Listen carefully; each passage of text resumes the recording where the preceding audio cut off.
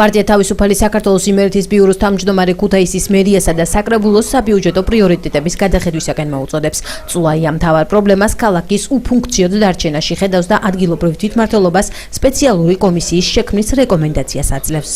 Am ქალაქის მთავარი ამოცანა არის მოინახოს ფუნქცია ამ ქალაქის გადარჩენისთვის და როლი და ადგილი საქართველოს დღევანდელ ისტორიაში და მომავალ ისტორიაში. ამისკენ უნდა იყოს ბიუჯეტი მიმართული და არა იმისკენ თუ რაღაც სისუნელეები და რაღაცების გალესვა და რაღაცების მე ვთვლი რომ აუცილებლად ამ ბიუჯეტიდან უნდა იყოს თანხები გამოყოფილი ექსპერტების მოსაწვევად.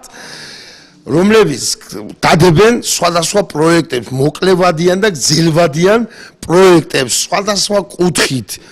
თუ რა გადაარჩენს ამ ქალაქს და რა მიქცემს იმ ფუნქციას, რომელიც გააძლიერებს და განავითარებს ამ ქალაქს. ამაზე უნდა მიდიოდეს მუშაობა და ამიდან ბიუჯეტიდან უნდა იყოფოდეს თანხები.